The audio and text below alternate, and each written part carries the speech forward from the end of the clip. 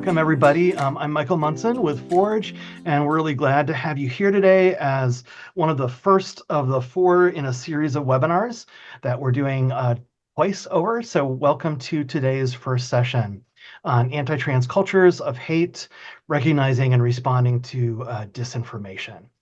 So we're going to have a pretty full 90 minutes today, and let's get rolling. Our agenda for the day is pretty simple. We're going to talk about what the culture wars or what culture wars are, why it's happening, some of the tactics that are being used, some of the consequences as a result of culture wars and those tactics, how we can counter misinformation, and some of the things that we can do. We'll end with some resources as well, as hopefully for some time for Q&A. Again, I'm Michael Munson. I use he, they pronouns. I'm Forge's executive director and one of our primary trainers. On the back end today, if you have questions, you can reach out to either Emil or to Caleb, and they will be really fantastically helpful in whatever it is that you need. Just a little bit of a background about who Forge is before we dive into content and make sure that you all know how to access Spanish interpretation if you need to. Forge is a 30-year-old anti-violence organization that is trans-focused, trans-led, everything that's at the intersections of transness and anti-violence is the core of our work. We are a national organization that predominantly provides training and technical assistance to victim service providers.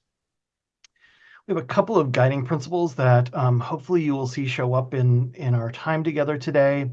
One is about being trauma-informed, and the second is about being empowerment-based.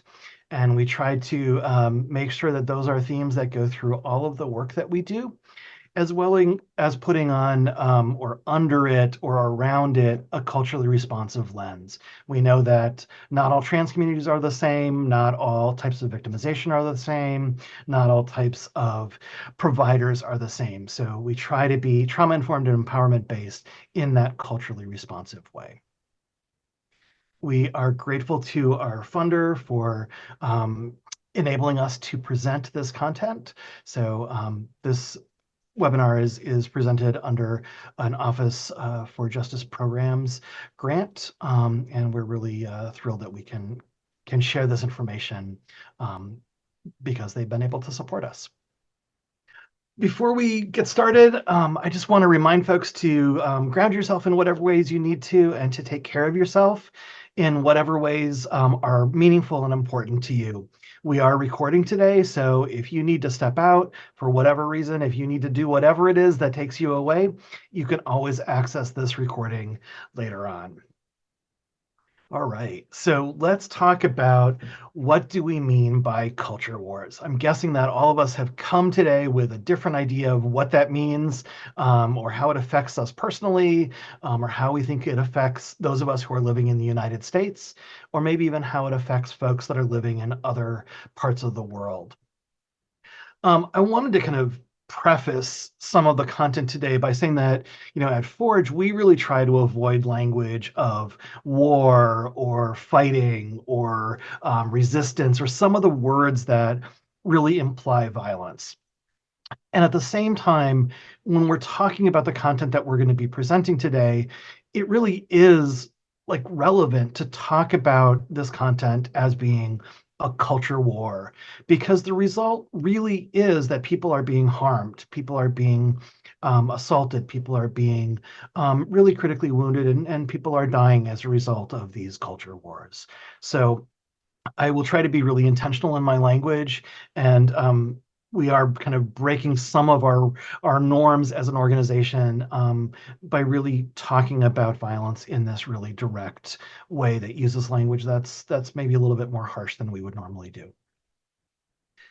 So I want to kind of make a distinction between what we've been talking about as state-sanctioned hate and culture wars. And there's this huge overlap between those two things. But at Forge, we've been talking about state-sanctioned hate as something that is hate-driven in terms of behaviors, bias, or crimes that are perpetuated by legislation, political or cultural movements, law enforcement, or media. State-sanctioned hate, from our definition, is also systemic and institutionalized harm based on a foundation of hate intended to erase or degrade a group of people with a shared identity or experience. So we're looking at that as slightly different than culture wars. So Merriam-Webster and some other folks in the magic Google world have given us a couple of definitions for culture wars. And as we go along today, you're going to see kind of what the additional pieces are to how we're looking at culture wars. So dictionary definitions are culture wars are a conflict between groups, especially liberal and conservative groups, that have different cultural ideals, beliefs, or philosophies. Another definition, again, public access definition, is a conflict or struggle between groups within a society for dominance of their values, beliefs, and practices. So you heard maybe a little bit of a difference there between state-sanctioned hate and culture wars. So as we kind of are starting to unpack this, we're starting to look at state-sanctioned hate as things that are related to more legislative action or policy, or things that are overtly limiting behaviors or intentions or people's freedoms in some way, in a kind of legislated or political sort of way. State-sanctioned hate also seems to be kind of a top-down approach. Culture wars are too, but we really are looking at kind of like how those things on the top filter down to the folks that whose lives are affected. So that's slightly different than when we look at culture wars. And so how I've started to frame it is that the culture wars are more about belief systems, ideological frameworks. We're going to talk about the word ideology a little bit later too, which is kind of a catchword that can be used on either side of kind of the wars that we're experiencing. Culture wars also seem to be more interpersonally based. They're about interactions between people. That could be single person to person, or community to community, or political, left or right, top or bottom. So they're really more lateral in a lot of ways than top down. And I welcome folks to disagree with me on this. I think we're all exploring this territory and figuring out what some of the distinctions are, and maybe the distinctions don't matter. So when we look at who is driving the culture wars, there are lots of people, and I think the reality is that in a lot of ways we don't really know. But let me just pose a couple of suggestions about who we at Forge think are driving the impetus of the culture wars related to trans folks in particular. We kind of think about this as a wave action. I'm not into sports, but like the people that do that whole wave thing, I kind of view that in the same way as what's happening with the culture wars, that it can start with one person and it has this huge ripple effect that may end up in a tidal wave. It may end up with just a little bit of a bump in things, depending, again, where people are or how they're impacted. So again, it might start with like an individual person or a group that's become then more of a groupthink, a kind of well-held belief between similar people of similar thinking. That was kind of redundant. And oftentimes the culture wars are based on misinformation. So we can't always drill back to what the source is of a particular piece of information. We know that some of it's based on kind of the alternative facts or conspiracy theories or other pieces of information that may not be true. So that's part of what's driving the culture wars. Another part of what's driving the culture wars, or who's driving the culture wars, are some of the people that are critical to kind of instigating some of this. And we can clearly see that some of this is led by folks that are legislators or politicians. I mean, those are who I think we're hearing about frequently in popular culture right now. We're hearing about that. We're seeing it on the news. We also have some religious or spiritual leaders or faith communities that are pushing this message forward. I wanted to remind folks too that it's not always those people that are outside of communities that are causing or perpetuating harm. We know that within trans communities or trans and queer communities, some folks that are within our communities are also perpetuating or stimulating or driving some of the culture wars. And then we can have folks that are conservative of many different types. So not necessarily political, but conservative in their thinking in one way or the other. The last slide that I wanted to share with you about who's driving the culture wars is really more about what is driving the culture wars. And again, we go back to this, and it's like it's really hard to drill back down to what exactly is driving things, why exactly this has begun. But the core thing that seems to be really critical is that it drives back down to fear. So people are feeling afraid of lots of things. Fear is the motivator to try to create some of the clash between different groups of people. A lot of times we're seeing that many of these culture war behaviors or actions or beliefs are really founded in people worrying about losing control or not knowing that the unknown can be okay or differences can be okay. We'll talk a lot more about that as we go through today. So I'd love folks to enter in the chat if you would be willing to, what some of your thoughts are about what other communities are impacted by culture wars. So we know trans communities are affected by culture wars. Who else is impacted? So people want to communities of color. I'm going to read out a few of them as they come in. Minorities, any minority group, women, folks at low socioeconomic status, um, and things are going really quickly. So BIPOC, AAPI, people that are living with substance use issues, immigrants, Black communities, people with disabilities, global majority, yeah, neurodivergent folks, indigenous people, right, right. Other thoughts about what other communities are being impacted by a culture war or culture wars? So underserved populations, yep. Excellent. Thank you for sharing and contributing. And I'm seeing somebody is saying all of us, right? So who's being impacted? Yeah, all of us are being impacted. Some of us might be being targeted. So that's a really, I realize that my question wasn't necessarily as accurate as it could have been. Thank you for sharing, everybody. So let's look at why this is happening. Um, And again, I think that we are still in new territory. So I'm going to suggest a couple of reasons why this might be happening, why we have anti-trans culture wars going on right now. And these are really broad categories. So the first is around power and control. So those of us who are familiar with sexual assault, domestic violence, use the language of power and control all the time. But when we look at culture wars, we can apply the same kinds of language. So people may want to gain or take away power from other folks. They may want to take away knowledge. They may want to take away people's personal agency. There's a flare of authoritarianism in this kind of power and control framework of why, as well as sometimes people want to use this as a wedge issue to either gain people's votes or to increase somebody's level of power or decrease their level of power. We can look at something that's right now very similar or very kind of right next to each other, which hasn't always been the case, but is again right now.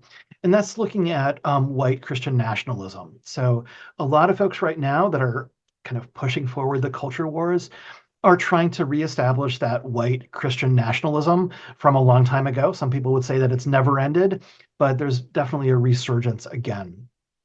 So we're seeing that people are wanting to end things like the separation of church and state, which our country was founded on.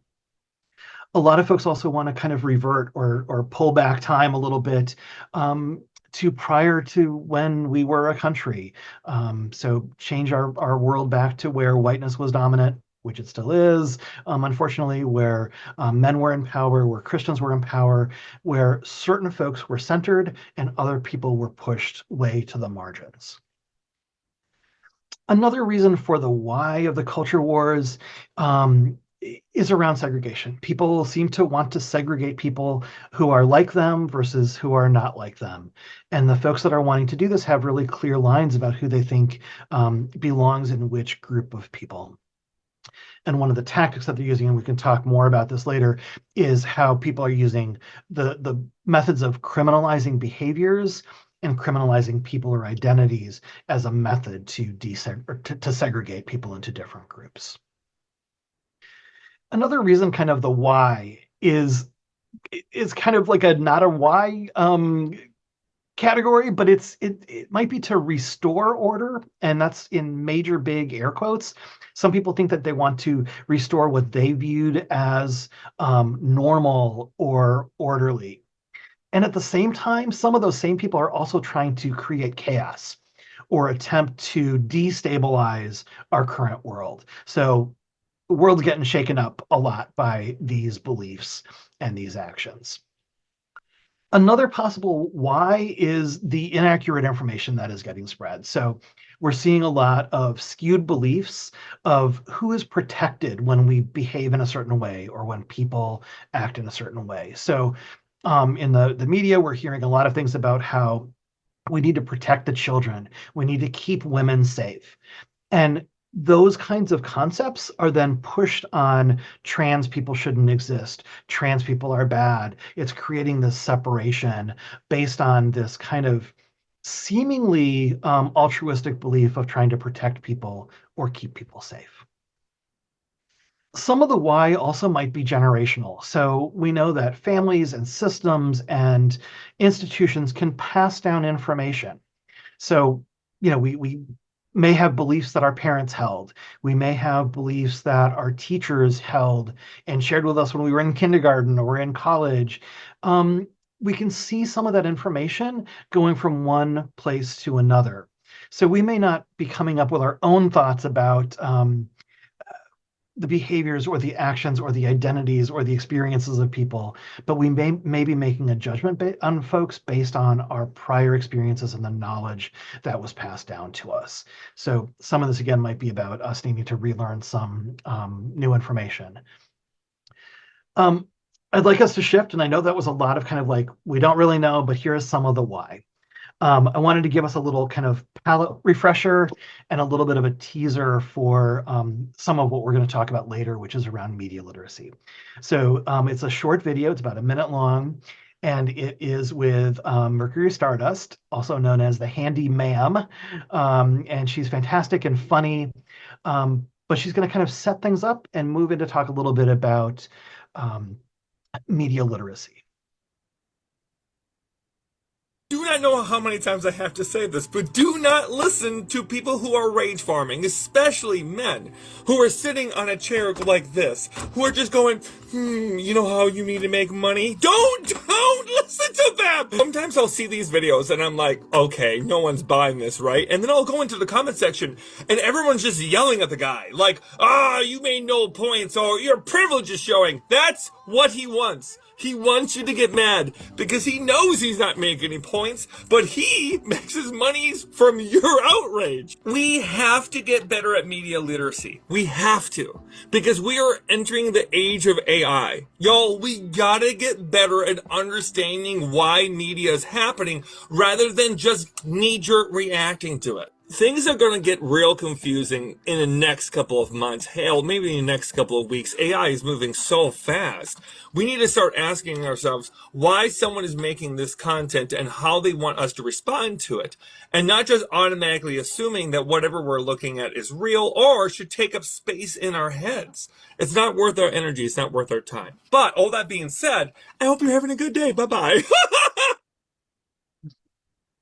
Okay, so playful fun. If you don't know who this person is, you should check out her YouTube or her TikTok channel and watch some of her videos. And if you need to know how to like repair something in your house, she also has like a ton of like how-to videos on making your home space a lot more safe and do it yourself kind of things. So that's just a teaser for what's going to come later about media literacy.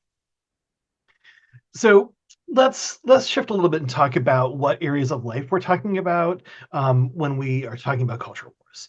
And I'd love to start us off with a poll. So Poll Everywhere is really useful, and hopefully people can access it. Caleb or Emil are going to put it in the chat. And the question is, which of the following areas have you seen or heard about that are impacting trans people's lives? So you can head over to that poll, and we will watch the results capture in as you are responding. I'll just give it a minute for folks, and if people want to add more in, please feel free to do that.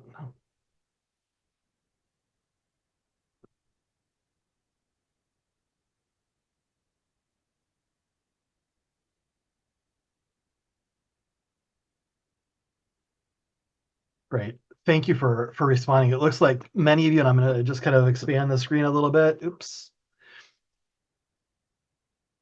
just a second.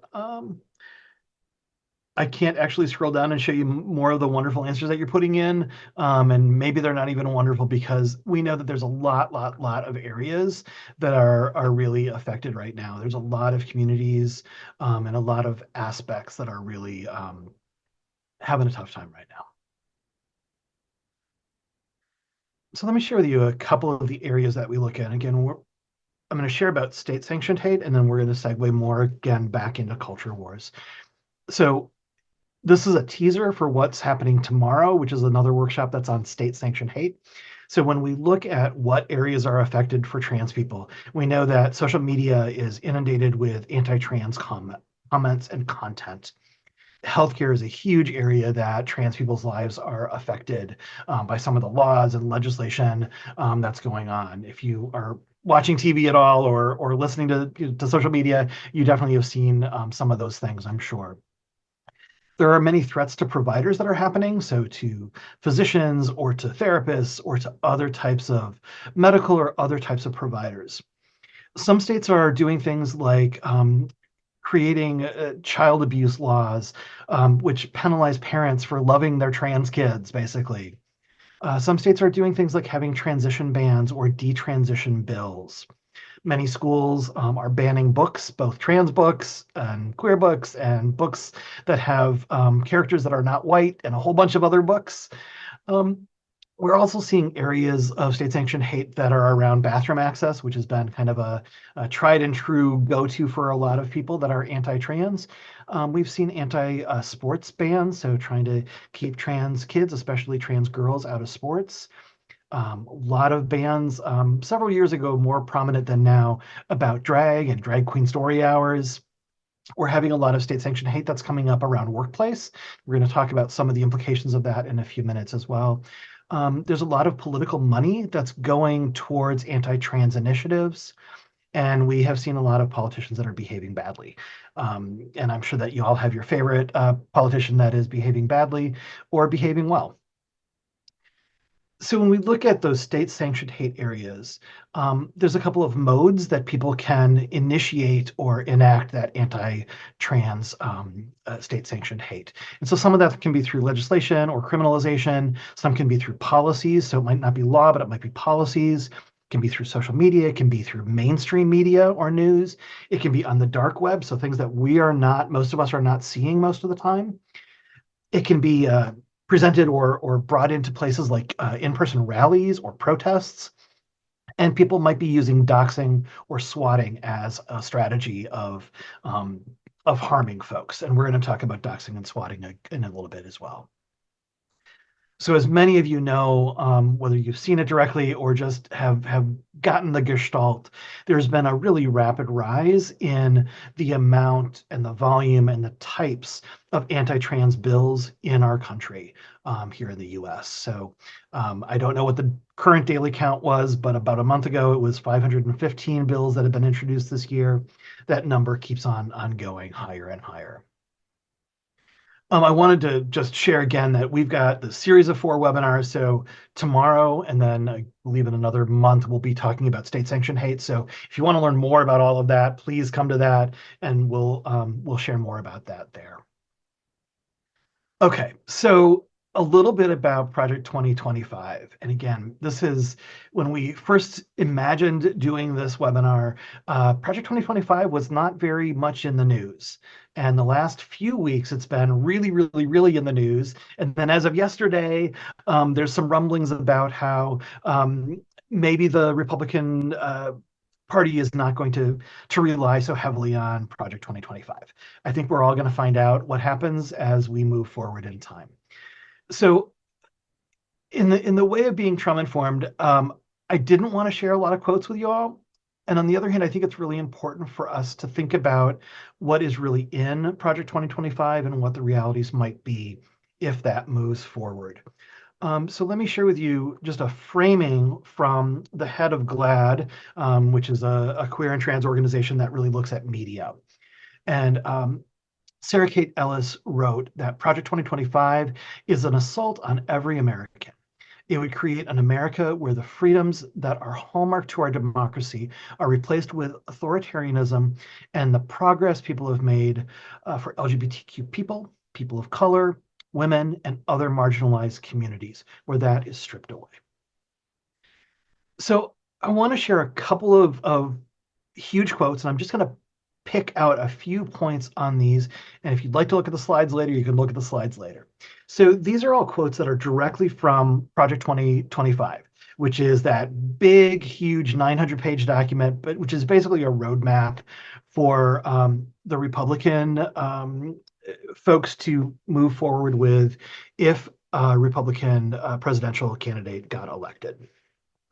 So on the very first page of this document, in the forward, the very first page, there's the sentence that talks about inflation is ravaging the family budgets, drug overdose deaths, and it's continuing to escalate, and children suffer the toxic normalization of transgenderism with drag queens and pornography invading their school libraries. Sorry for my misspeak on that, but first page talking about toxic normalization, talking about trans folks, drag queens, pornography, and invading school libraries. So all of that in one sentence. That's a huge amount of bad stuff all in one small little place. Emil, I'm wondering if you might be willing to help me read out some of these. And again, there's only like 5 or 6 slides that share some of these quotes from Project 2025. Yeah. Thank you. So this next one, pornography manifested today in the omnipresent propagation of transgender ideology and sexualization of children, for instance, is not a political Gordian knot inextricably binding up disparate claims about free speech, property rights, sexual liberation, and child welfare. It has no claim to First Amendment protection. Its purveyors are child predators and misogynistic exploiters of women. Their product is as addictive as any illicit drug and as psychologically destructive as any crime. Pornography should be outlawed. The people who produce and distribute it should be imprisoned. Educators and public librarians who purvey it should be classed as registered sex offenders. So again, look at a whole bunch of stuff, a whole bunch of words that are just so amazingly harmful. And you can see how they're weaving in these areas where people would normally consider dangerous, things that are that a lot of us would see as harmful, and they're pairing that with things that a lot of us don't see as harmful. Those of us who are on this webinar, like trans people, like women, like First Amendment rights. So they're kind of mixing these things all together. So people, again, kind of like, it creates chaos, it creates instability, it makes people kind of wonder what they're saying, but it's pretty clear what they're saying when we look at this. Let's do another one, Emil, if you're willing to read again, please. Radical actors inside and outside government are promoting harmful identity politics that replaces biological sex with subjective notions of gender identity and bases a person's worth on his or her race, sex, or other identities. This destructive dogma, under the guise of equity, threatens Americans' fundamental liberties as well as the health and well-being of children and adults alike. Thanks. So again, look at some of the words that they're using. They're using things that are not about like a plan. It's not really a political plan. They're using things like radical actors. They're using dogma. They're using words that are meant to kind of incite or elicit an emotional response. So again, the content's really important about what they're saying, but how they're saying it is, I think, equally important because, again, it really kind of stimulates people's emotions to move forward. Let's talk about wokeness. The next HHS secretary should immediately put an end to the department's foray into woke transgender activism. So again, the use of the word woke. That's not typically what we see in a presidential plan or in a plan of action. But that language has become so common that it's making its way into documents like this. For folks that are not aware of the language of HHS, it's Health and Human Services. So this document in Project 2025 talks about basically all of the federal agencies in addition to wanting to dismantle them, they're also telling each of these agencies what they should do or shouldn't do. Bostock bill. The new administration should restrict Bostock's application of sex discrimination protections to sexual orientation and transgender status in the context of hiring and firing. Thanks, Emil.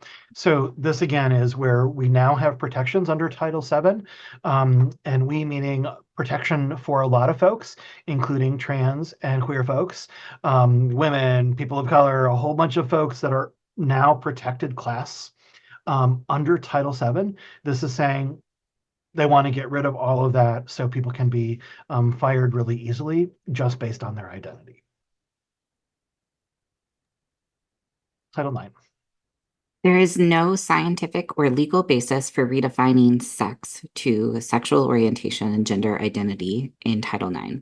Such a change misrepresents the U.S. Supreme Court's opinion in Bostock, threatens the American system of federalism, removes important due process protections for students in higher education, and puts girls and women in danger of physical harm. Thanks, Emil. So again, those of us who work in anti-violence fields, we're familiar with Title IX and the benefits that that's had for protecting victims, empowering folks to have autonomy and agency and live full lives in that school setting, in that school structure. It was expanded to include folks that have different gender identities and different sexual orientations, and including all sexual orientations and gender identities. So again, look at the language here. They're talking about scientific basis. Well, there is scientific basis for many of these things that they're saying are not. This document also wants to eliminate the Department of Education as well. So we're looking at Title IX. That's only one piece of where they would like things to change under the Department of Education. So around gender transition, Project 2025 has something to say about that as well. Facilitating social gender transition without parental consent increases the likelihood that children will seek hormone treatments such as puberty blockers, which are experimental medical interventions. Research has not demonstrated positive effects and long-term outcomes of these treatments, and the unintended side effects are still not fully understood. Thanks, Emil. So, and I'm seeing in the chat, people are saying there's like flat out lies in these things, right? They're just things that are untrue that are put here. And again, this is a roadmap for if Republican candidate gets put into office. We've just got a couple more, and I encourage people to either tune out if this is too much, or to just breathe for a second, and we're going to move on in a second. And thank you for allowing us to just highlight some of these things, because we think it's really critically important for people to know what's there, to become more empowered about what you may want to take for your own actions. Emil, you willing to read the family agenda? Yeah. Anti-discrimination policy statements should never conflate sex with gender identity or sexual orientation. Rather, the secretary should proudly state that men and women are biological realities that are crucial to the advancement of life sciences and medical care, and that married men and women are the ideal natural family structure because all children have a right to be raised by the men and women who conceived them. Thanks, Emil. So I can almost even feel y'all like listening and hearing this. And I can just kind of palpably feel the proudly language that's in here, or people have a right to be raised by men and women who conceived them. You can also see how they're cross-referencing is not the right word, but they're mingling different kinds of topics, again, to pull on some heartstrings of the people that want to believe in this way, and to try to shape people's believing when they might have had a nugget of what they thought. This is kind of encouraging people to take it a step farther. This is the last one, so people can all breathe after this one. I mean, one more, and then we're done with this part. Deleting the terms sexual orientation and gender identity, diversity, equity, and inclusion, gender equality, gender equity, gender awareness, gender sensitive, abortion, reproductive health, reproductive rights, and any other term used to deprive Americans of their First Amendment rights out of every federal rule, agency, regulation, contract, grant, regulation, and piece of legislation that exists. Thank you, Emil. Okay, that's the last of these really dense and heavy quotes. It's the last of what we're going to share here. You can go and read more of it if you want to, but you've got a flavor here if you didn't know before today what some of the content is in here. And again, I just want to kind of point out how this links multiple issues. So when we look at what's going on in terms of different culture wars in our country right now, reproductive rights, immigration, folks of color, trans folks, they're pulling all of the folks together and saying, hey, we don't want to deprive people of their First Amendment rights. And they're using language that kind of sucks us in and pushes us away at the same time. Okay, let's take a moment to breathe and stretch and do whatever you need to do to let your body go a little bit more relaxed than it probably is right now. And again, thank you for being with us as we went through some of those really difficult slides. All right, so let's look at some of the tactics. This is a heavy webinar, and again, remember that it's recorded. You can come back and listen later. But we're going to talk about some of the tactics that people are using to harm people, to create division. So Kellyanne Conway talked about alternative facts, I don't know, 8 years ago or however long ago it was. And it's a very convenient word, I think, for us to use as like, oh, people are using alternative facts. So people are pushing out inaccurate information. You just heard that on the last 10 slides. There's a lot of inaccurate information that's going out to the world in a lot of different ways. Some of that inaccurate information is generating and perpetuating fear. Fear is really an underlying factor in this whole kind of culture war mentality. And again, they're doing so, creating fear, perpetuating fear by distorting the information that might be a tiny bit true or might be totally not true at all. Some of what's happening with these alternative facts being presented is that it's reinforcing some of the hypervigilance that people in communities feel. It's creating that instability, that uncertainty of where's the ground that I'm standing on? Are we all standing on the same ground or not? It's also showing up in things like where and how we share our belief sets, and we perpetuate them by sharing them with certain people or not with certain people. And we also think that there are some things like arguments that sustain these efforts. So, people that are wedded to alternative facts are really creative in how they're developing arguments to support those facts. You saw that again, in Project 2025. How do people frame those issues so that they can move forward to get people to believe those alternative facts?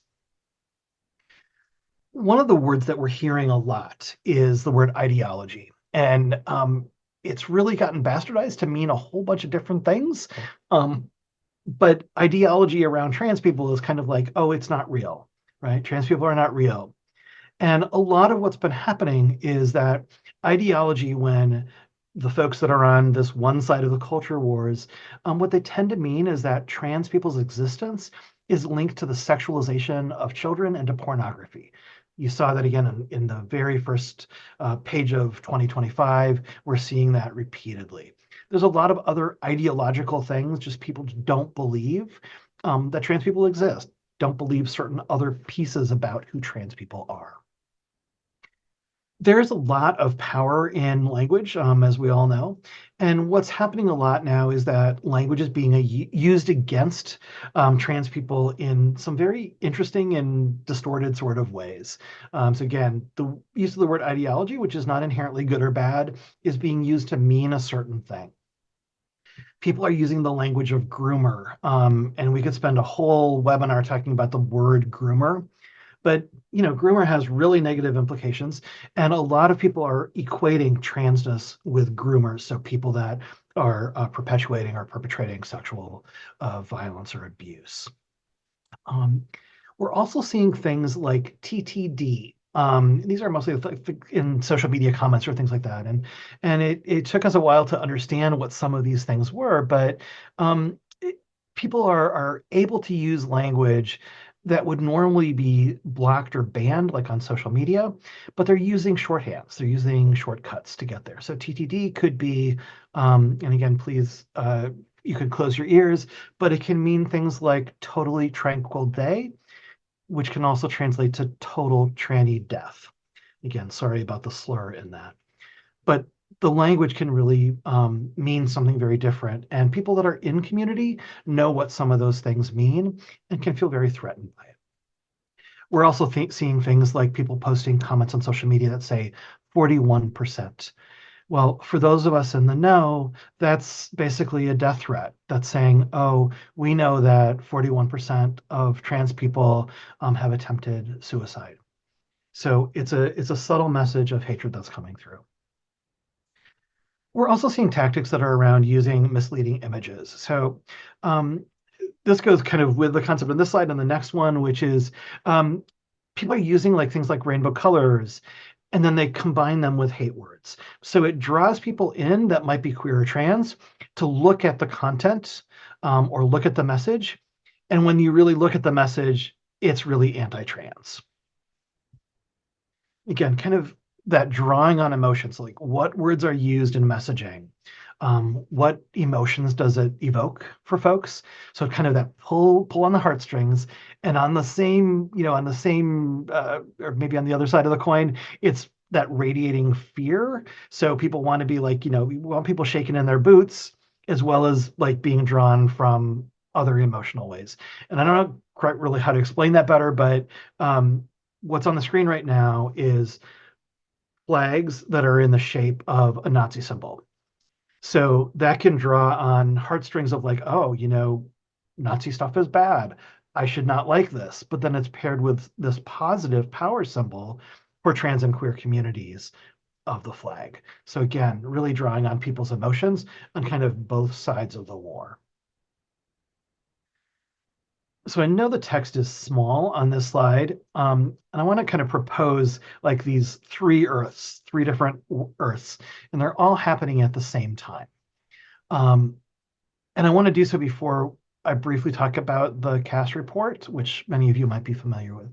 So in Earth 1, we're seeing that a whole bunch of families are doing some really fantastic, freaking cool things about loving their kids, loving their families, loving their communities. We're seeing more and more and more families and communities really embracing trans folks.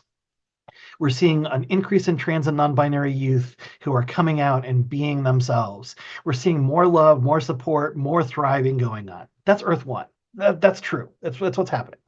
We're also living in Earth 2, where there's a lot of public views that trans people are bad. Some of the stuff that we've just been talking about, where there's denial of access to things like healthcare and many other things, where there's hatred and misinformation and discrimination and violence. Earth 2 is happening at the same time as Earth 1.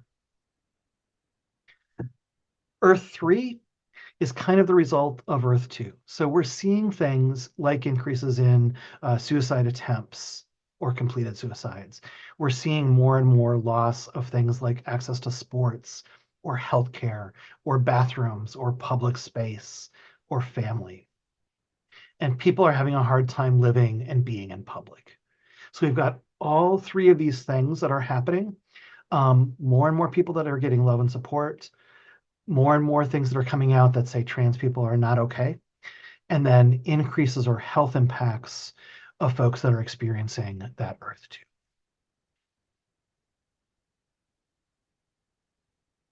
So I wanted to kind of pose that just as a thought for us of like, how can we maintain those three Earths, or at least empower the Earth 1 more of what's going on? And we can look at what's happened with things like the CAS report. So about a year ago, maybe it was, the CAS report came out, and it was out of the UK. And it was basically saying that, puberty blockers are not important. They're kind of harmful. They don't make a difference. There's all these things that say like, basically we shouldn't do anything for trans youth. Just let them be. They'll grow out of it, or it doesn't have any negative health impacts. We know the reality is that when we provide gender affirming care to folks, and that can be calling people by their names, their pronouns, loving them, caring about them, as well as getting access to medical care if and when and how they want to or need it with their family, that when we deny them access to that, it can cause harm that's not just physical, but mental health wise. We know that there are more suicides that happen when there's a denial of that care. So again, this is just another place of, it's not an alternative fact, like somebody said in the chat. Alternative facts are not alternative, they're really lies. So the CAST report omitted critical data, which really gave a false impression of what's going on for trans folks, trans youth in particular. One of the other tactics that we're seeing is the use of detransitioners to influence public policy, belief sets across the country. And I'm using the word detransitioner because it's the most commonly used one, but people may use some different words to talk about this. One of my colleagues has found that there's the same group of detransitioner people that are being shipped around the country to different cities and places that are trying to have bills go through that are anti-trans. So there's this contingent of folks who transitioned and then detransitioned and believe that it was a pretty horrible, experience for them. And they're telling the world about how wrong it is to be trans and trying to influence policy. And yeah, I'm seeing in the chat that people are making a lot of money by going to these places and sharing their views. It's totally fine for people to share their views, but it's clearly about making anti-trans laws happen across the country, not just where people are affected in their own communities. So again, we're seeing this movement to influence what's happening across the country and perpetuating inaccurate information. Reality for most trans folks, 94% of trans folks that took the U.S. Trans Survey in 2022 found that they were more satisfied with their life after coming out as trans or as taking trans affirming actions. So the beliefs of these detransitioners is really in the minority versus what's really going on for trans people. Okay, if folks need another breath, another stretch, I encourage you to do that. We're going to talk a little bit more heavy stuff before we move on to some practical things that we can do. So we're going to talk next about the consequences or the impact that these culture wars and laws and other things that are happening in our world right now are having on trans folks, on communities, on the broader world. So many of you may remember the Bud Light commercial that kind of got a lot of people up in arms about this 30-second commercial or whatever it was.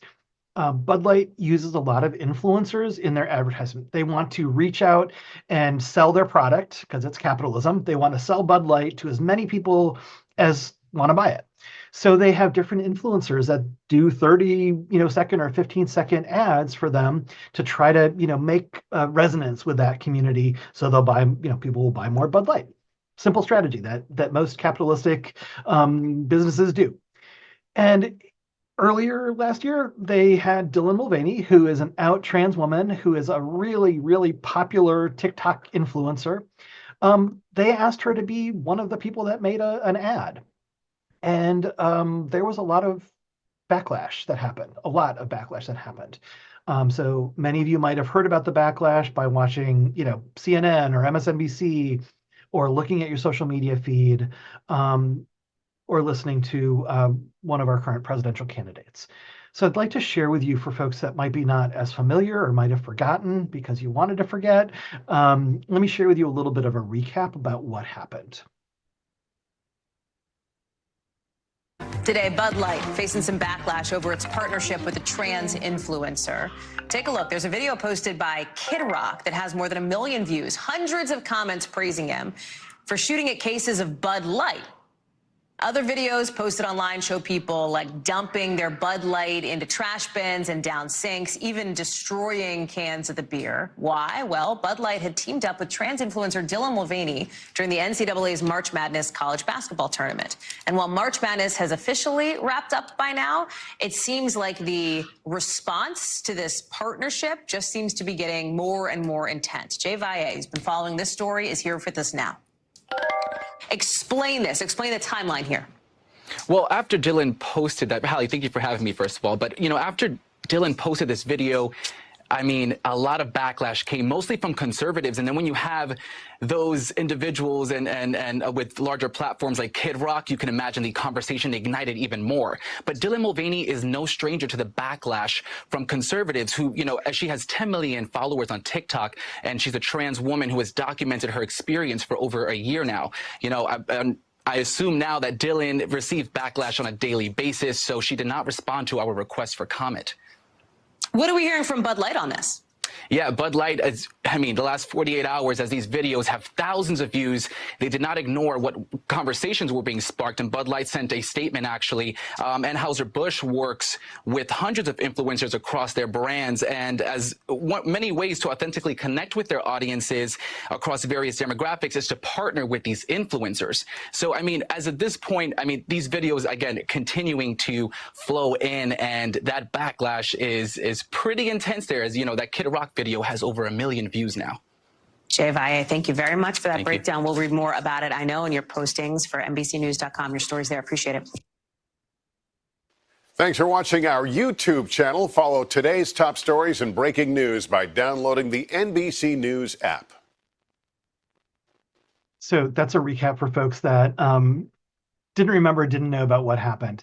And, you know, there's some irony in all of that because, you know, Kid Rock went from, I'm never going to drink, you know, Bud Light ever again, to now drinking Bud Light, to really conservative businesses that got rid of all of their Bud Light products and didn't sell them in their bars or restaurants, to now going back and kind of forgetting about that. So I think there's some goodness in that. Sometimes we forget the things that were really harmful, and the world moves on, but some of us don't forget the harm of what was caused.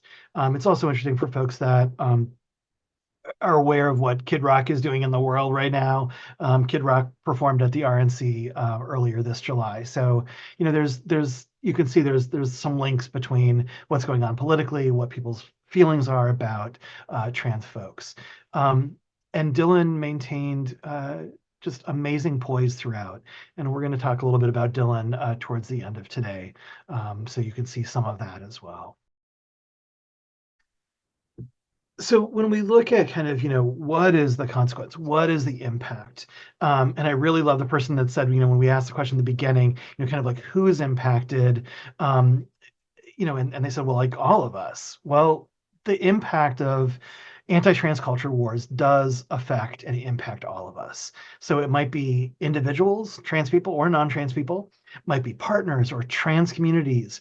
It could be the professionals or providers that serve trans folks or serve other populations. It could be kids. It could be activity groups like sports teams or you know, choral groups or those kinds of activity groups. The impact could be about other adjacent communities. So pick your adjacent community. You know, we have lots of communities in our country. It could affect other people as well. It could affect schools. It affects families. It affects relationships. So any kind of relationship, not just talking about romantic relationships, but any kind of friendships or relationships. It can affect the general population. You know, we can feel the culture wars affecting all of us in our country. It can affect things like policies or social structures. It can affect the broader society, as we're clearly seeing more and more. It can affect laws, which are one of the easiest things to pinpoint. And it can really shape the cultural norms. So our norms as a culture are changing over time. And hopefully, you know, we will continue to see things moving and shifting back out in a way that is more healthy and more whole and less harmful to all of us. So when we look at the impact, I want to just kind of break down a little bit about where we're seeing some of the impact of the culture wars. And I know fear is probably going to be the most prevalent word said today, but the impact really is having a lot of fear in a lot of communities.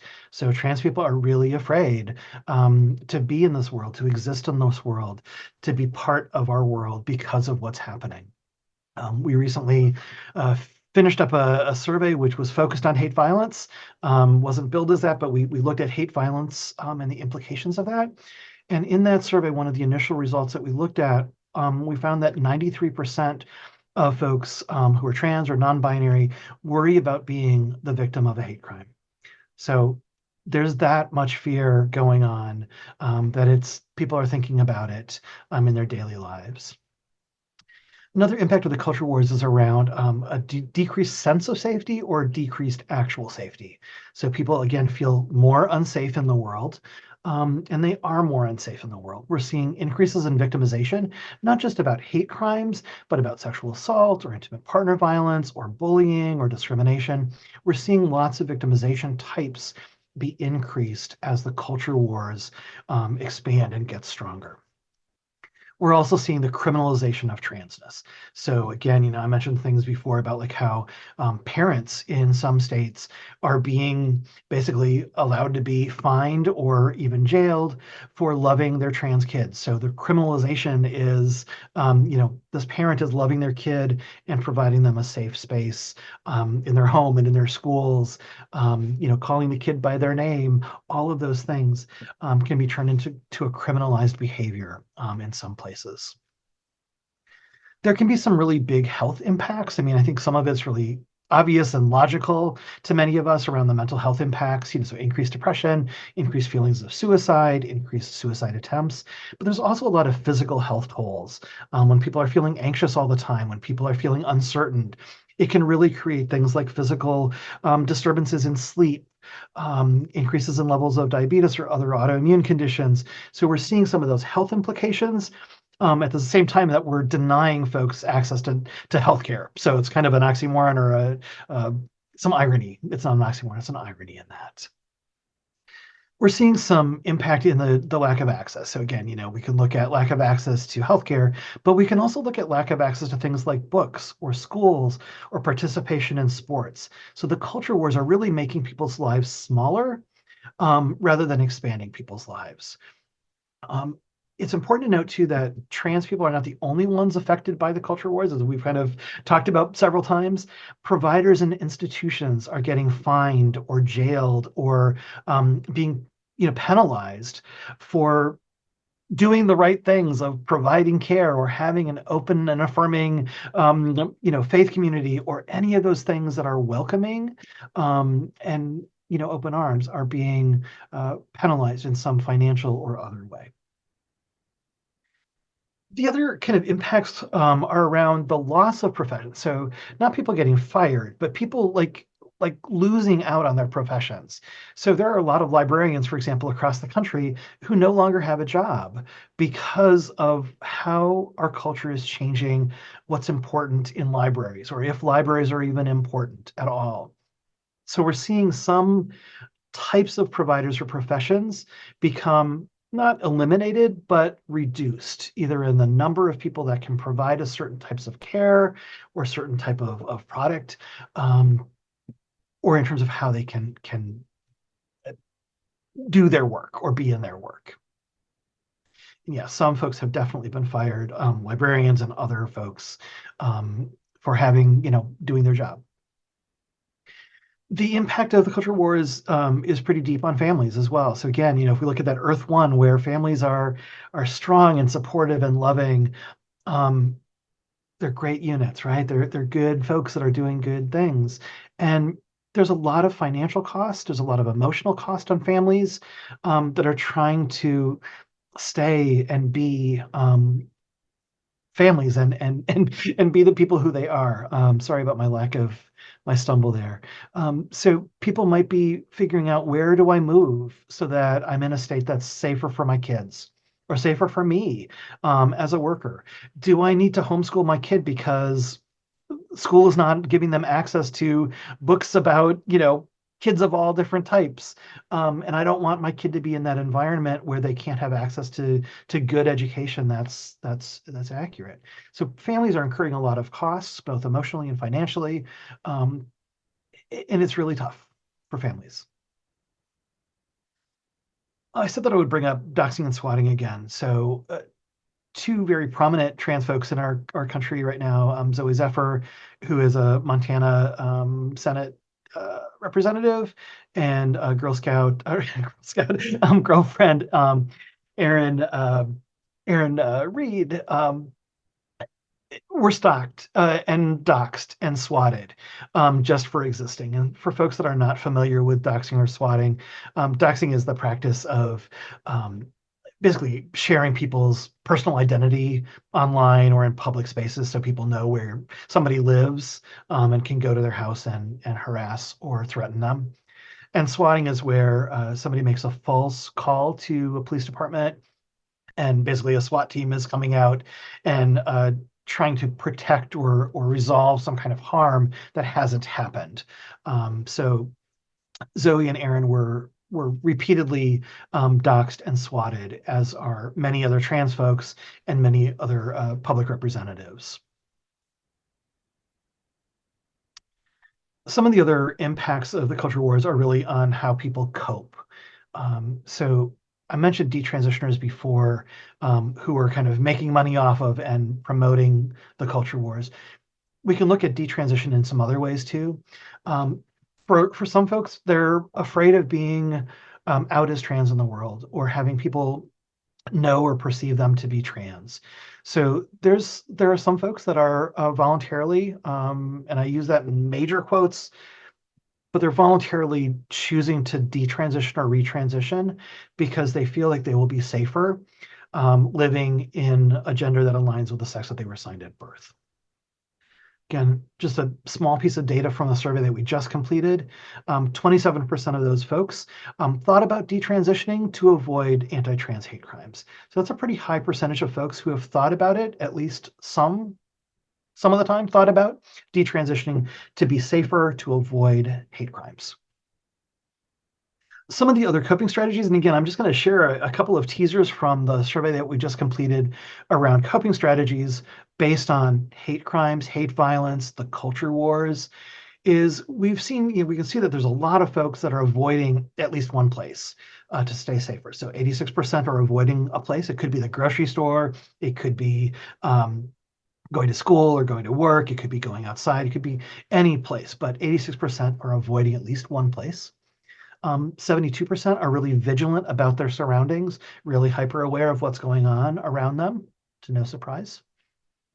61% of folks are avoiding eye contact with others, which is a very interesting but probably very effective strategy in trying to keep a person safe. 50% reported that they're dissociating, or they're trying to not think about what's going on in the world. They're detaching from the world to avoid the pain or the harm that's being caused by it. And 17% of folks bought a gun in response to experiencing a hate crime. So that's a whole nother subject to talk about, the inclusion of weapons in somebody's life and how that can sometimes end up not being a great thing. It might result in more harm to them rather than protection for them. So those are some of the coping strategies.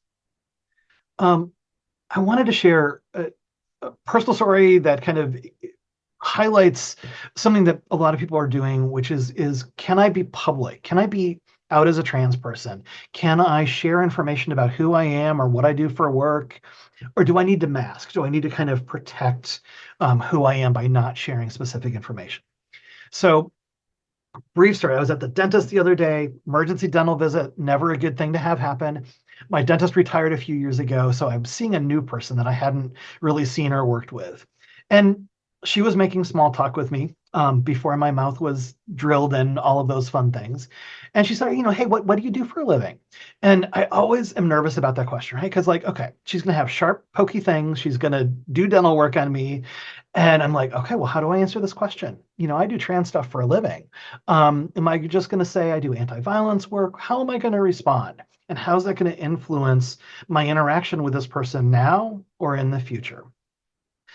And I am pretty out about being trans and about the work that I do. And I'm like, I'm going to say the truth. I'm going to say what I do. And so I told her what I do. And I didn't come out as trans, but I told her the work that I do. And I had a good idea that she was going to respond positively. But again, this was a dangerous thing that I had to make a decision on the spot about, was I going to be truthful or was I going to somehow hide specific information or just disguise it in some ways? And it was really fascinating because after a few seconds pause, she literally leaned down and whispered into my ear, and said, basically, hot damn, there's going to be this kick-ass White House that's going to happen when Kamala is, in office. It's going to be another South Asian woman. And it was just like, she connected our two experiences of her, where she came from, what her descent is, and what my identity and what my work is. So it was a really cool moment, but it's another thing of like, trans people are having to decide every day in moment to moment ways of like, what can I say? What can I do in the world? All right. So just a reminder to folks that there's a lot of compounded impact. So trans people you live in an isolated bubble. Families that have trans folks in them don't live in an isolated bubble. When we have other variables, the impact can be profoundly heightened or enhanced.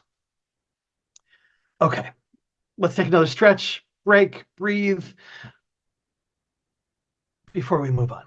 So we're going to talk a little bit next about countering that misinformation that's happening. All right, are you stretched and ready to move on? I'm hoping so. All right, so I wanted to share with you another little video about how do we counter misinformation. And this is a fun, fantastic video. I'm just going to share one little portion of it with you. This was produced by the ACLU, and it's about having tough conversations. And these two people are going back and forth about how they would respond to certain issues that have misinformation in them. So let's take a listen.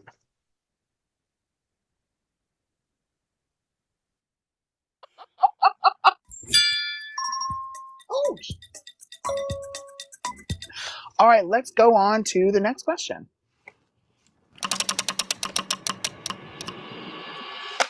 All right. Women are at risk of being injured while playing in sports or assaulted in the locker rooms if men are allowed to play on women's teams. Already writing.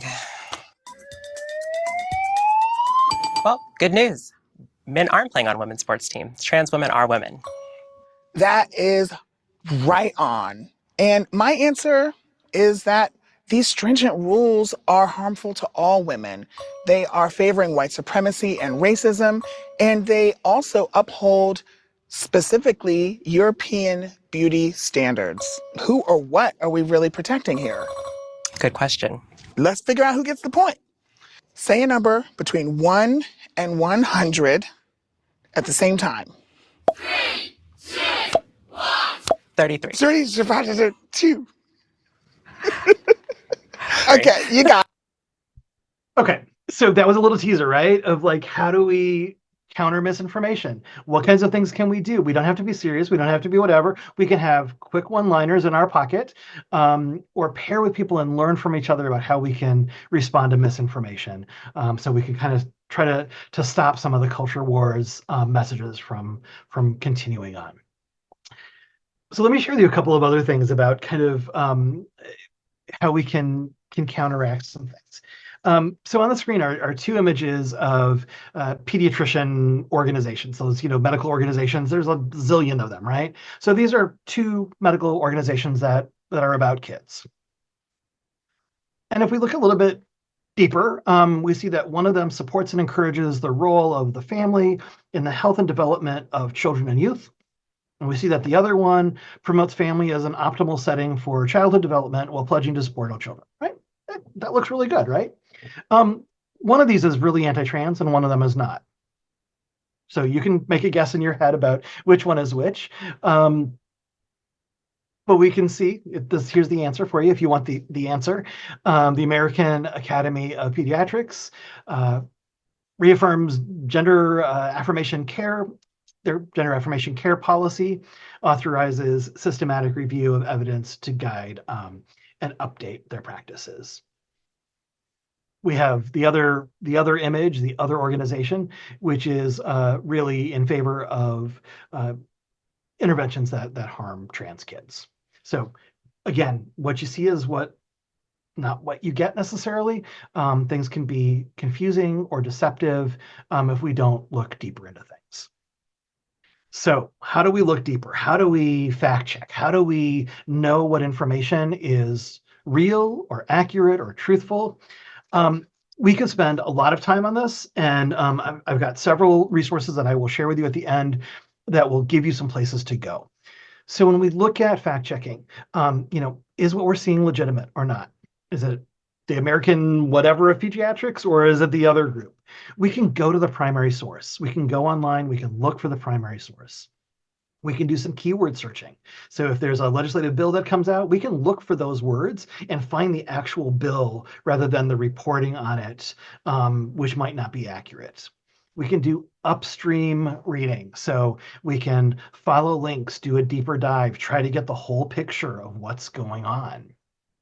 We can read multiple sources, check out multiple points of view, see what lines up, what doesn't.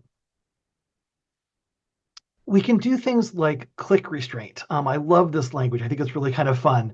We don't have to keep on scrolling and scrolling and scrolling. We don't have to click on everything, even though we want you to get multiple views on things. We can go to sources that we know are reliable, that fact check their information. So we can click on the ones that we know to be true already.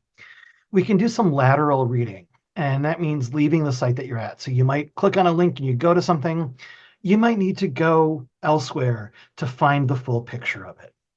And then you can also look at, is what you're reading current?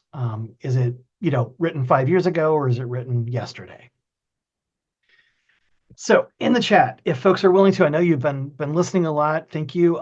In the chat, are you willing to share, how do you determine if information is true or not? What are some of your go-to strategies?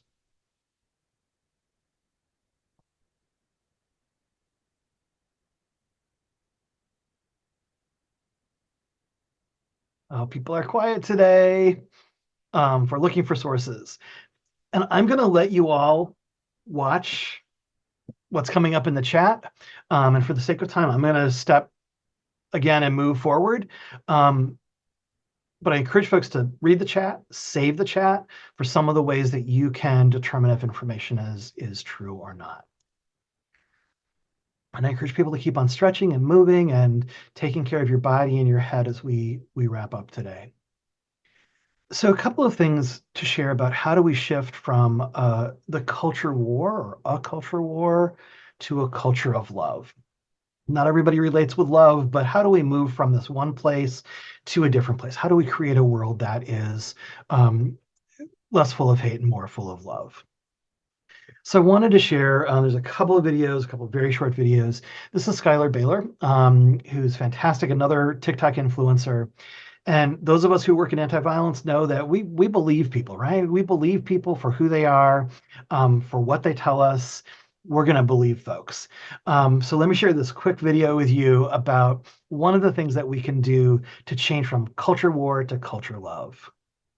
One of the most common questions I get is from parents saying, how can I support my kid if they're trans? And there are tons of books about parenting, but there is one core thing that you can do that is very simple and it applies pretty much everywhere, to everyone. When your kid says, this is who I am, believe them. If your kid says, I think I'm a girl, I think I'm a boy, I think I'm non-binary, you say to your kid, hey, I believe you. Sometimes this begets questions like, well, what if my kid says they're a helicopter? Aside from the fact that there is a massive body of evidence that does say that gender identity is real, that transness is real, and that trans kids are not making up their identities. If somebody says they identify as a Apache helicopter, it doesn't hurt me at all to say, cool. What I'm trying to say is that it's so important to say, I believe you to your kid, to let them tell you what their experiences are in the world. And if they end up being wrong about their identities, fine. You giving them the grounding to understand themselves first, to be able to trust themselves first, will provide all the grounding they need elsewhere. Teach your kids to trust themselves.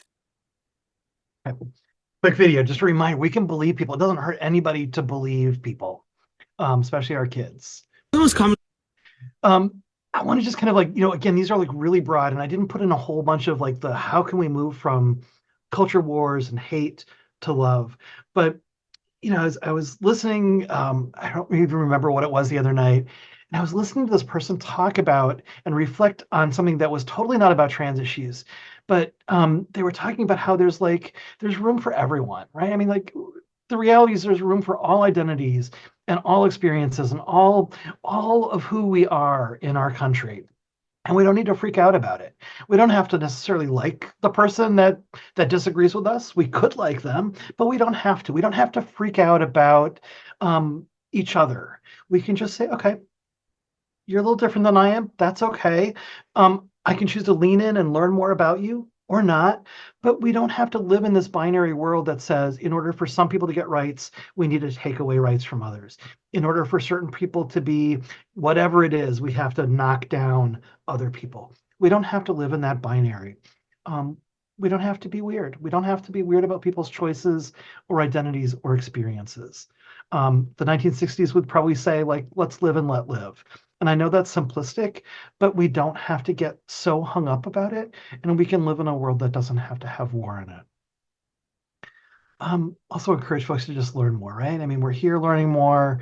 We can always learn more. We can get more connected. We can stay informed. There's a lot of ways that we can change our own small bubble from culture wars to more culture love. We can help that spread out more. We can do lots of things when we learn more and share more of what we learn. I said to you that I would revisit Bud Light and Dylan Mulvaney. And I'm giving our interpreters a chance to catch up because I'm sorry I've not paused very well. So reminder, Dylan Mulvaney got horribly slammed for doing this little Bud Light commercial, and there was a whole big backlash.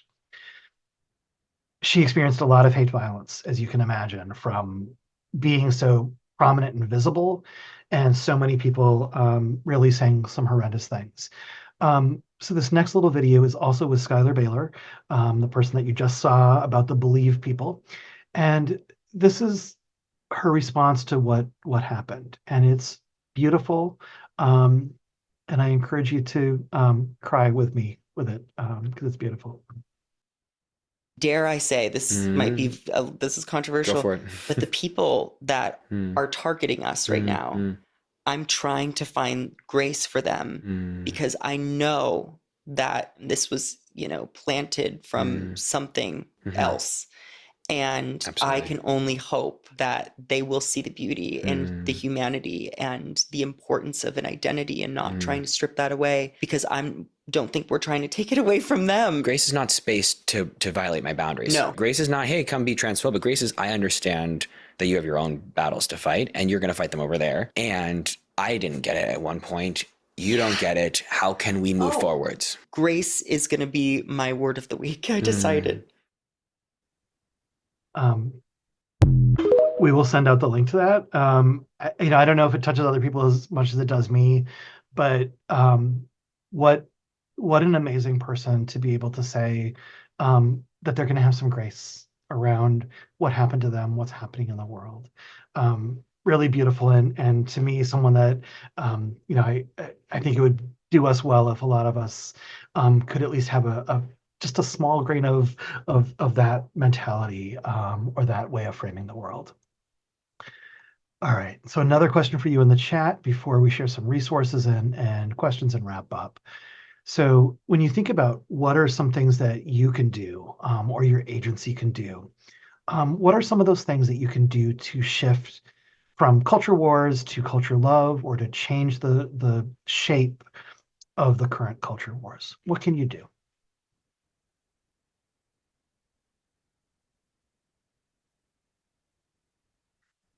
And I know we're almost at the end of 90 minutes, so people are probably getting tired. So be visible, normalize being trans, create safe space, help educate larger communities. Yeah. Organization that does DEI-B trainings. Yep. Education, encourage people to watch webinars, not engage in making them the enemy. So kind of not doing an us and them. Actively provide a place where people can feel safe and affirmed. Yeah, lots of ideas. Encourage folks to continue to think about what are the things that you can do in specifically related to the culture wars around anti-transness. So there are actions that we can all take, whether it's opening our doors up to the trans kid down the block, to setting up a sports team that kids can play on, or writing letters or showing up. There's a whole bunch of things that we can do, whether we're an individual or an organization. Yeah, keep them rolling. Thank you for contributing. let me share with you a few resources, and I know we're really close to time. So these will get sent out to you all. A couple of resources. One is the GLAAD Media Response to 2025, which I shared a little bit of in the very beginning. A couple of organizations that you may want to check out to kind of stay informed about what's going on with culture wars and state-sanctioned hate is the Movement Advancement Project and ACLU, who's also doing some amazing stuff about collecting and creating good resources. There's a really, really amazing webinar that Prevent Connect and the Connecticut Alliance, the Sexual Assault Coalition, did about a year ago on grooming and kind of the grooming myth, fighting anti-LGBT rhetoric. So really encourage folks to listen to that. I kind of teased or kind of dropped the groomer language before and said that we could do a whole webinar on that. Well, here's a whole webinar on that people can watch. For folks that want to learn more about media literacy, the Media Literacy Now organization has some really great resources on their website to kind of help people get better at knowing what's true, what's not true. More on media literacy can be found at the We Make the Future website, really looking at things in multiple different complex ways. Really beautiful site with lots of resources there. We shared a little bit from MediaWise before. They're not just teen focused. I think they started out as teen focused. They have some things for seniors. They have some things for other kind of demographic populations, but it's in really practical ways. Again, on TikTok, on YouTube. I think almost all of their content is video based, but some really good practical ideas about being media savvy. Aaron in the Morning is a really excellent resource for like staying up to date on what's going on in terms of legislation and some of the cultural shifts in our country right now. And we'd love for you to drop by our website and look at the collection of how people can respond to hate violence and hate crimes and hate harm. We've got some practical solutions that continue to roll out. I think it's like 3 or 4 of them, 2 or 3 or 4 of them a week of positive things that people can do to respond to hate. I also encourage you to join us for the next set of webinars. I'll be doing the one tomorrow, for example, and then Emil will be doing the next 2 on trauma-informed approaches to hate violence and hate violence, why it matters to DV and SA organizations. We encourage you all to connect with us, so find us on our website, find us on our social media. Emil will put those in our chat here. For folks that are getting CEUs and for everybody else, we would really, really, really love for you to fill out a short evaluation. Let us know what you think. Let us know what you'd like for more of. So we really encourage folks to do that. I'm going to leave this slide up for a second. I know we only have 2 minutes technically. I am happy to stay with you longer, and I think our interpreters can stay for a few minutes afterward as well. But if folks have questions or comments, and Emil, if you're willing to screen any for us, I'd appreciate that. For folks that need to leave, thank you very much for being here, and we hope that we will see you again. So again, evaluation, questions, comments? Yeah, we had a couple come in earlier. So first is, how do you have conversations with people who will not or do not want to listen? How do you make people care? Emil, you want to answer the question? Sure. All right. This to me really varies based on what your role is. With friends or family, people in your circles of life, you maybe have more opportunities to nudge them towards caring. In some of our trainings around organizing our media campaigns, we look at like a spectrum of allies, and you have the most influence on people kind of closest to you. So the people who don't care, the people who are saying those awful, awful, hateful things knowingly and willingly, I don't have a ton of influence on them. But the people who are like getting misinformation and, compassionate, but like misinformed or just need a nudge, I have more influence there. So that's where I'm going to spend my time. So I can't necessarily make people care, but I can influence the people who are willing to give it a try to care. Thank you for letting me put you on the spot too. Great answer. Yeah. I know we have 1 minute technically left. Are there other questions that came in that I did not see? How about, how do you have conversations with people whose information is from inaccurate sources, but they believe them more than accurate sources? I think, Emil, your prior answer is probably a great way to kind of think about that as well, right? We can, how can we share information, and what information, and if it's not correct, can we gently share with them the information that we have?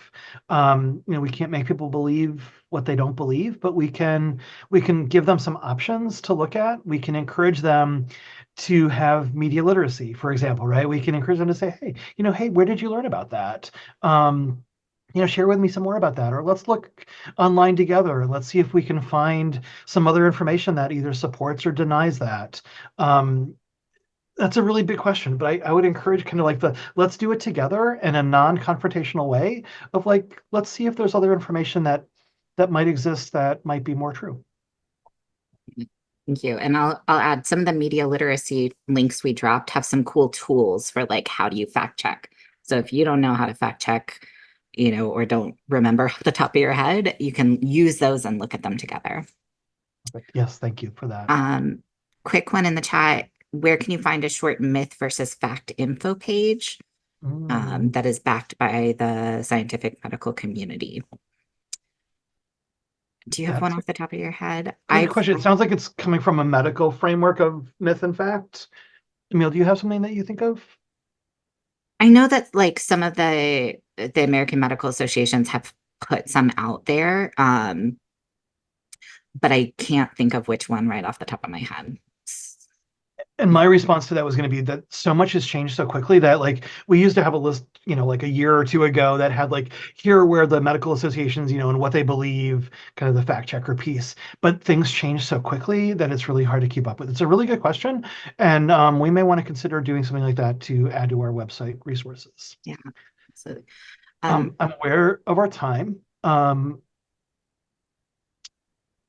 Emil, why don't we respond to some other questions? We can maybe do an online forum to respond to some of the other questions or do more directly. Good. Thank you, everybody, again, for being here. We really appreciate your time and energy and the fact that you care about trans people, trans issues, and making a difference in our world. So thank you for being here. Thank you, Emil, for being most over the back end today, and Caleb for the back end, and Laurie for the solid base of information that this was based on today. And thank you for our interpreters for always being really freaking fantastic. So thank you for doing a great job with us again. We'll see you all soon.